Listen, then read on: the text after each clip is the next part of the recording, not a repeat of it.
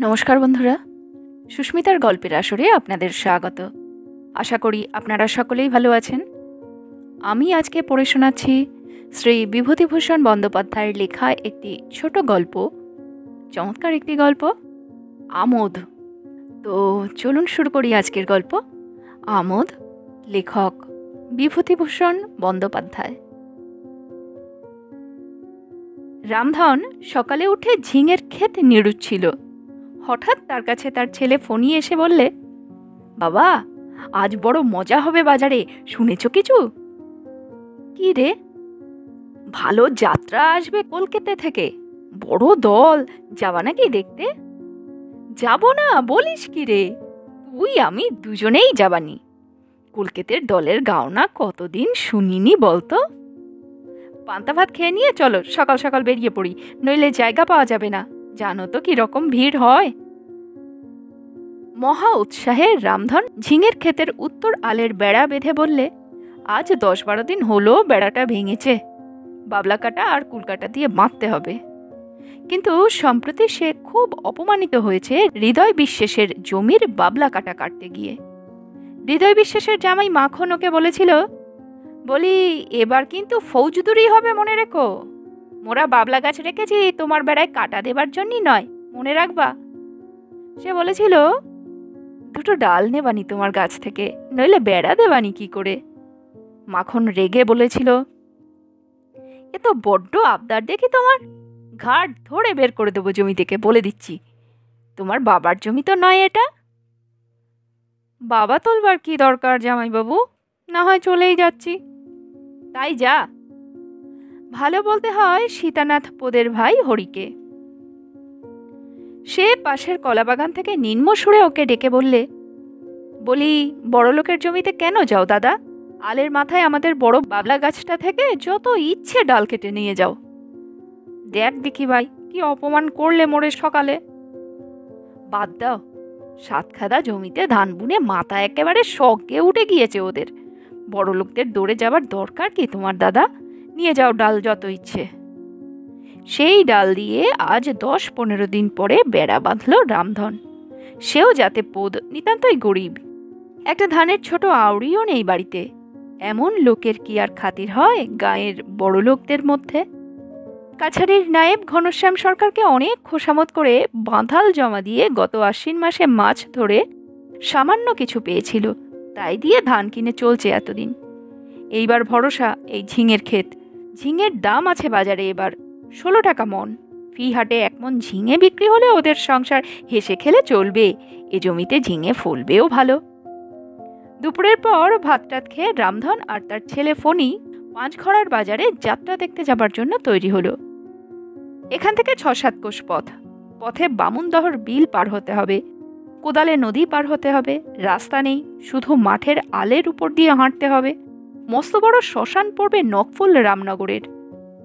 কষার বন 3 পোয়া পথ। ফণি বললে, বাবা, রাত্রিরে কি খাবো? সঙ্গে চিড়ে নিয়েও তাই ভিজিয়ে বাপে পোতে খেয়ে নেব। চলো সকাল সকাল বেরিয়ে যাই। গেল ওরা বেরিয়ে দুপুরের পর। রামধন পোদ একসময় যাত্রার বড় ভক্ত ছিল। একবার তার ছোটবেলায় মতি রায়ের বিখ্যাত যাত্রা দল এসে তরণী সেন বধ পালা গান করে শাহাপুরের বিশ্বেষদের বাড়ি। অমন গান এদেশে কেউ কখনো শোনেনি নাকি। রামধন সেই থেকে যাত্রা গাওনার কত বড় বড় দল যে দেখলে জীবনে। মতি রায়ের দল গেল, তার ছেলে ধর্মদাস রায়ের দল হলো। ধর্মদাস নারদ সেজে কি সুন্দর অ্যাক্ট করত, শুনলে চোখে জল আসতো। গান কি একখানা, কতগুলো গান তার চিরকাল মনে থাকবে।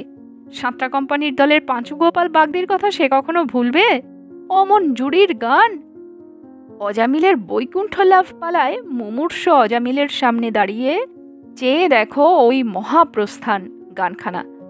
সেই 2 হাত ওপরের দিকে তুলে দিয়ে একটা আঙুল দিয়ে বারবার অচেতন অজামিলের দিকে দেখিয়ে দেখিয়ে বারবার মাথা দুলিয়ে, না, সেসব জুড়িও আজকাল আর যাত্রা দলে নেই। তেমন গানও কেউ আর গায় না। যাদব বাড়ুজ্যে দলের রাজার অ্যাক্ট করত সেই একটি লোক, ঠিক একেবারে কি রাজা মশাই। আচ্ছা, কোথা থেকে ওসব লোক জোগাড় করে যাত্রা দলের লোকেরা? হাত পা নেড়ে কি তার কথাবার্তা! হাঁ করে অবাক হয়ে চেয়ে থাকতো রামধনপদ। এই রকম না হলে রাজা? এরেই বলে রাজা। কি তরোয়ালের ঝনঝনানি! মাথার মুকুটে একটা সাদা পালক উঁচু হয়ে থাকতো যেন ময়ূরের পেখম। একবার একটা স্বদেশী গান হয়েছিল, ভূষণ দাসের মাতৃপূজা। রামধন ভালো বুঝতে পারেনি। দেব বালকগণ যখন সবাই হাত নাড়িয়ে অসুর রাজের সেনাপতিকে বলতে লাগলো, আমায় বাঁধো, আমায় বাঁধো। বৃদ্ধ ব্রহ্মাকে যখন অপমান করলে অসুর রাজের কর্মচারীরা, খুব ভালোই লেগেছিল। আসরের ভদ্রলোকেরা ঘন ঘন তালি দিচ্ছিল। রামধনপদ তখন চুপ করে বসেছিল। জিনিসটা তার মাথায় ভালো ঢোকেনি যেন। বাইরে এসে সে একজনকে জিজ্ঞেস করেছিল, সুরেন্দর বলছে ওরা কাকে? আহা, জানো না, সুরেন বাড়ুচ্ছে, মস্ত স্বদেশী, সাহেব মেরেছিল, ধরে নিয়ে গিয়েছিল বরিশালের সভায়। কেন গো বাবু? স্বদেশী করবার জন্য। আবার কেন? ব্রহ্মাকে? বরিশালের অশ্বিনী দত্ত। তিনি কে গো? নাম শোনি? মস্ত বড় স্বদেশী, মহাপুরুষ লোক। পূব দিকে ফর্সা হয়েছে। কাক কোকিলের ডাক শুরু হলো ডালে ডালে। রামধনপদ এইটুকু তথ্য সংগ্রহ করে মহা হৃষ্ট মনে গঞ্জের বাজার থেকে চলে এসেছিল। তখন দুবলহাটের গঞ্জে কলকাতার ফোড়ে মহাজনেরা বেগুন মাপত 2.5 টাকা মন। কিন্তু জিনিসপত্র কত সস্তা! 100 একটা কাতলা মাছ 2 আনা দিয়ে কিনে হাতে ঝুলিয়ে নিয়ে এলো দুবলহাটির বাজার থেকে। কোথায় গেল সেসব দিন? তারপর এলো নতুন ধরনের যাত্রার যুগ। জুড়ি উঠে গেল। গান হতো নতুন ধরনের, সাবেক ধরনের পালাও আর নেই। পালার শেষে আজকাল রাধাকৃষ্ণের যুগল মিলন একদম উঠে গিয়েছে। রামধনের যেন কেমন কেমন লাগে। ঠাকুর দেবতার পালা আর হয় না। এখন কি সব এসেছে তার মানে ভালো বুঝতেই পারে না রামধন। সাজ পোশাকেরও তেমন জাঁকজমক নেই। বেলা 3টের সময় বামুনদর বিলের পাড়ে এসে পৌঁছলো দুজন। ওপারে বড় একটা বটগাছ, কষার ঘাসের ঝোপ সবুজ হয়ে উঠেছে। টোপা পানা আর কলমির দাম ডাঙার কাছে। বেশি জলে পদ্ম ফুলের খেলা। ঘন বর্ষা এবছর। তারপরে ধারা শ্রাবণ। দিন রাত বৃষ্টির কামাই নেই। ফণি বললে, বাবা, একদিন ঘুনি পাতবা বামুনদতে? দেখো মাছের বহর। কি মাছ রে? জলের ধারে এসে দেখো, ওই দেখো পানার দামের তলায়। রামধন সবুজ ঘাসের উপর দাঁড়িয়ে লক্ষ্য করে দেখে বললে, মায়া আর ঘেঁয়া। 2-1টা বড় গজার, 2-1বার এলানি দিয়েছে। কত বড়? 2 সেরের উপর হবে। তা এখন আর কি করি বল? তেপ্পর হয়ে গেল। যাত্রা শুনতে গেলি আর মাছ ধরা হয় না আজ। পার হবা কি করে? বড্ড জল বেড়েছে বিলের। তালের ডোঙা টোঙা দেখ দিনি কোনো দিকে আছে কিনা। বিলের ধার দিয়ে দিয়ে প্রায় 1 পোয়া পথ গিয়ে তবেই নাজির মালতের কলাবাগানের নিচে তাদের তালের ডোঙা পাওয়া গেল। হাতে হুকো, 70 বছরের উপর বয়স। তাকে ডেকে বললে, ও মালতে ভাই, ডোঙাখানা নেব? কনে যাবা? যাব যাত্রা শুনতি রামনগরের বাজারে। মাছ ধরবা না এবছর বিলি? বড্ড মাছ উঠছে। দেখলাম তা খাজনা বড্ড বেশি করেছে এবছর জমিদার। 14 টাকা দিয়ে নাকি লাইকিনি করতে হবে। মোরা গরিব লোক, কত টাকা কেনে? ধরো না মাছ, আমি আছি, কেউ কিছু বলবে না। নাজির মালতে এ অঞ্চলের মধ্যে অবস্থাপন্ন গৃহস্থ ধনী। 40-50টা ধানের গোলা বাড়িতে। ছোট ছোট ছেলে মেয়েদের চুল কেটে নিলে কি পরঘাট করলে মালতে বাড়িতে জানান দিতে আসে দূর দূরান্ত থেকে। তা থেকেও বেশ 2 পয়সা উপার্জন হয়। লোকও খুব ভালো। অনেক নিরন্ন দরিদ্র পরিবার গত 50-এর মন্বন্তরে ওদের গোলার ধান নিয়ে গিয়েছে। মালতে বললে, তামাক খাওয়া না রামধন? না মালতে ভাই, সময় হবে না, এখুনি পার না হলে জায়গা করতে পারবো না। ওরা শক্ত হাতে ডোঙা চালিয়ে বিলের মাঝখানে কষার দ্বীপে এবং তারপর সেখান থেকে সবুজ উলুঘাস ভরা ওপারে চলে গিয়ে একটা হিজল গাছের গায়ে ডোঙার দড়ি বেঁধে মাঠের পথ বেয়ে হেঁটে চলল আমিনপুরের দিকে। আমিনপুরের হরিহর সর্দার যাতে বুনো রাস্তার ধারে বসে আউশের খেতে চৌকি দিচ্ছে। ওদের দেখে বললে, যাত্রা শুনতি? রামধন বললে, তামাক আছে? বসো, খাওয়াই। যাত্রা শুনতে যাবা না? কি করে যাই, গরু এখনো মেলা মাঠ, যদি ছেড়ে যাই সব বেটাদের গরুতি শেষ করে দেবে। একে তো এবার ধানই হবে না দেশে, তার উপরে মেলা মাঠ করে বসেছে এই শ্রাবণ মাসেও।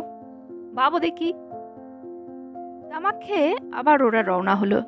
ক্রোশখানেক গিয়ে ছোট্ট নদী কোদলা, ওপারে কাজী সাহেবদের বাড়ি। কাজী সাহেবদের নিজের খেয়া বিনি পয়সায় পার করে দেয়। রামধন ডাক দিতেই ওদের লোক নৌকা নিয়ে এসে পার করে দিয়ে গেল। বেলা একেবারে যায়। পশ্চিম দিকে মস্ত কালো মেঘ উঠেছে। ফণি দেখেই বললে, বাবা, হেঁড়ে চোমড়া মেঘ, বৃষ্টি হবে। চল, নকফুলের জেলে পাড়ার সামনে, ওখানে বসবো। শ্মশান পেরিয়ে গেলে হতো না সন্ধেবেলা? ভিজে যাবি যে। তা হোক বাবা, শ্মশানে যে বড্ড ভয় করে। এগিয়ে যতটা নিয়ে যায়, সর্দারদের ওখানে তামাক খেতি দেরি করে ফেললে যে। ভীষণ মেঘ উঠেছে। ঝড়ে একপাল মিশকালো মেঘ ওদের দিকে উড়ে এসে সারা আকাশ অন্ধকার করে মাঠময় তার কালো ছায়া ফেললে। শোঁ শোঁ শব্দ হচ্ছে, সজল বাতাস বইছে, উলুখড়ের মাথা দুলছে। রামধন বললে, দৌড়ো বাবা ফণি, দৌড়ো। তো ভগবানের ইচ্ছায় বৃষ্টি না হয়ে মেঘ উড়ে শ্মশানের বড় বটগাছটার উঁচু মাথা পেরিয়ে উত্তর পূব কোণের দিকে উড়ে বেরিয়ে গেল। ফণি খুব জোরে হাঁটতে লাগলো। সন্ধ্যের অন্ধকারের আগে শ্মশান পেছনে ফেলতেই হবে। ও যে বড় জেসে শ্মশান নয়, এ অঞ্চলের নাম ডাকি শ্মশান। কি নেই ওখানে! ভূত আছে, গোদান আছে, বেঁকি আছে, পেতনি আছে। এত ভূত আছে, দিনমানেই প্রাণ হাতে করে যেতে হয়। রামধন বললে, ফণি, ভয় ডর কিছু নেই। আমার তাগায় বাবার মাদুলি আছে, আমার কাছে আছে ফুলে নাবলার কবচ। কোনো ভয় নেই, এগিয়ে পড়ো। কারা বোধহয় মরা পোড়াতে এসেছে। রামধন বললে, কে রে ফণি? ফণি ভয়ে ভয়ে বললে, ওরা কারা, কি জানি কি করছে। রামধন বললে, কে ডাকো তোমরা? 4-5টি লোক শ্মশানে কি খুঁজছে যেন। কে একজন বললে, নাড়াল বাড়ি, পাকিস্তানের লোক। ওখানে কি করছে? হাঁটা দাও ফণি, আমাকে সে পৌঁছাতে দরকার কি? ফণি বললে, বাবা, আমি জানি ওরা কি খুঁজছে। মরার কাপড় নিয়ে গিয়ে তাই কেচে পড়বে। ওদের বড্ড কষ্ট, কি করবে বলো? না না, মরার কাপড় খুঁজবে কেন? হ্যাঁ বাবা, মরার কাপড় খুঁজছে, আমি জানি। সেদিন খয়রামারির শ্মশান থেকে 2জন লোক কাপড় নিয়ে গিয়েছে। অনেকে অমন করছে। আকাশে নক্ষত্র উঠেছে। বড় বটগাছটায় বাদুড় ঝটপট করছে। দূরে শিয়ালের পাল প্রহর ঘোষণা করলে। ঝিঙ্কুর ফুলের বদ গন্ধ বেরুচ্ছে বর্ষার জলো বাতাসে। ফণির গা কেমন করতে লাগলো। ওই তেতো কড়া বুটকা গন্ধ নাকে এলে যেন কেমন মনে হয় তার জ্বর হলো। আরও ক্রোশখানিক পথ হাঁটল ওরা। এবার রামনগরের বাজার পড়বে সামনে। রাস্তার ধারে ঝুলনের বাজার বসেছে। পাঁপড় ভাজা, মাটির ছোবা, পুতুল, পিঁপি বাঁশি, মুড়ি, মুড়কি, ফুলুরি, তালের বড়া, হাঁড়ি, কলসি, সরা, তালপাখা, ঘুনসি, ফিতে, চিরুনি, বিড়ি, পান, দেশলাই। লোকে লোকারণ্য। রামনগরের ঝুলনের মেলা এদেশের বিখ্যাত ব্যাপার। আশেপাশের অনেক গ্রাম থেকে লোক এসে জুটেছে। রামধন ও ফণি তাড়াতাড়ি আসরের দিকে চলল। দূর থেকে একটা হট্টগোল শোনা যাচ্ছে, আর শুধু দেখা যাচ্ছে লোকের মাথা। বড় বড় হ্যাজাক লণ্ঠনের আলো জ্বলছে আসরে। রামধন বললে, ও বাবা ফণি, কেমন আসর সাজিয়েছে দেখো, চলো শিগগিরই এগিয়ে চলো। কিন্তু যাত্রার আসরের গেটে ওদের 2জন শার্ট পরা ভদ্রলোক আটকে ফেলে বললে, কোথায় যাচ্ছ? রামধন ভয়ে ভয়ে বললে, আসরে। হবে না, ফিরে যাও। আগে অনেক দূর থেকে আসছি, বড্ড কষ্ট করে। যাও যাও, এ কি মামার বাড়ির আবদার, ভাগো। রামধন হাত জড়ো করে বললে, বাবু, একটু জায়গা পাবো না? ওদের মধ্যে একজন রেগে বললে, না না, হবে না। ভদ্রলোকের আর মেয়েদের আগে, তারপরে তোমাদের। বাবু, গলা ধাক্কা দিয়ে তাড়িয়ে দাও তো পরেশ। ওকে বসতে না দিলে চলছে না আর। ভাগো এখান থেকে। তার চেয়েও দুর্ঘটনা ঘটে গেল। রামধনের ছেলে যুবক এবং তার রক্ত গরম। সে প্রতিবাদের উত্তরে কি বোধহয় বলেছিল গেটের ওপাশে। হঠাৎ কিলচরের শব্দে মুখ ঘুরিয়ে দেখলে রামধন ওর ছেলেকে ঘিরে ফেলে কারা মারধর করছে। সে ছুটে গিয়ে লোকজনের পায়ে পড়ে ভিড় থেকে ওকে বার করে নিয়ে এলো। ফণির চোখের কোণ দিয়ে রক্ত পড়ছে, মাথার চুল উস্কো খুস্কো, বড্ড মার খেয়েছে সে। রামধন ছেলেকে নিয়ে একটা দোকান থেকে জল চেয়ে নিয়ে ওকে খেতে দিল। ওর চোখে মুখে দিলে, কিছু সুস্থ হলে ওকে গরম এক পেয়ালা চা 6 পয়সা দিয়ে খাওয়ালে। বললে, দুটো চিড়ে ভিজিয়ে দিই বাবা? না, এখন কিছু খাবো না, চলো যাত্রা দেখি। কি করে যাবি ওখানে? আর যাব না, ঢের হয়েছে।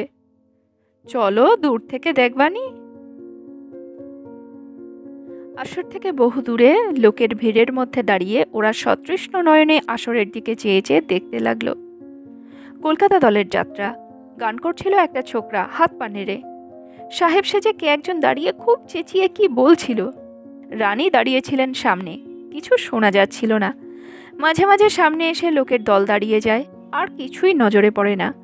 আবার এক চমক হয়তো দেখা যায়, রানী চোখে আঁচল দিয়ে ফুঁপিয়ে ফুঁপিয়ে কাঁদছেন। সারা রাত ওদের এভাবেই কাটল, স্রেফ দাঁড়িয়ে। ভোরবেলা যাত্রা ভাঙলে রামধন ছেলেকে নিয়ে বাড়ির দিকে রওনা হলো। সমস্ত রাস্তা বলে বলে এলো, কি পস্কার, যাত্রার মতন যাত্রা, দেখলি চোখ জুড়ায়ে যায়। সত্যি, না হয় আর কলকাতার দল বলেছে কি সাধে। আরেকটি গল্প পড়ে শোনাই। গল্পটির নাম সতীশ। ভিন্ন স্বাদের একটি গল্প। লেখক বিভূতিভূষণ বন্দ্যোপাধ্যায়।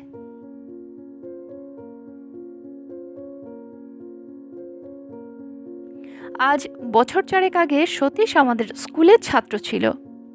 টেস্ট পরীক্ষায় উপরি উপরি 2 বছর ফেল করে সে স্কুল ছেড়ে দেয়। এরপর আর অনেকদিন ওকে দেখিনি। একদিন আমহার্স্ট স্ট্রিট দিয়ে যাচ্ছি, কে যেন এসে পায়ের ধুলো নিয়ে নমস্কার করে বলল, ভালো আছেন স্যার? মুখ তুলতেই দেখলুম সতীশ। অনেকদিন পরে দেখা, খুশি হলুম। কুশল প্রশ্নাদির আদান প্রদানের পরে বললুম, কি করো আজকাল?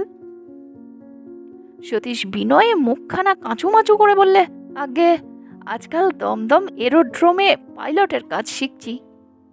আশ্চর্য হলুম, খুব খুশিও হলুম।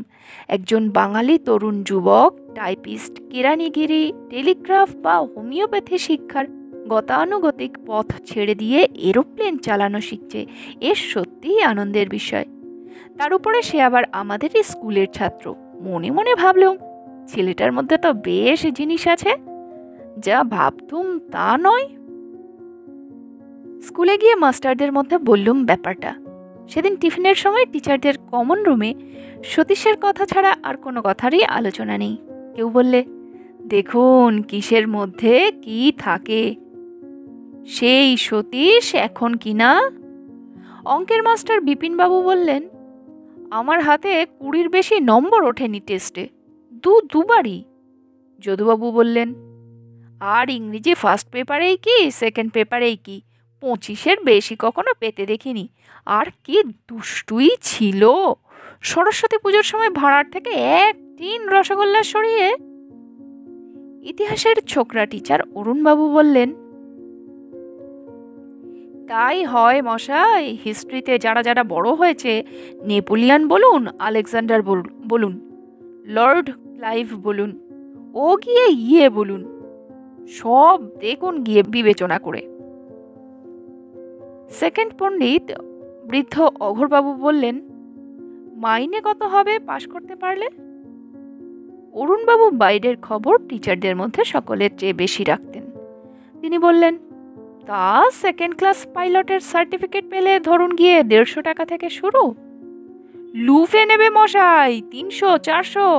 আর ফার্স্ট ক্লাস সার্টিফিকেট পেলে তো কথাই নেই, 400 থেকে আরম্ভ, 700, 1000, 1500।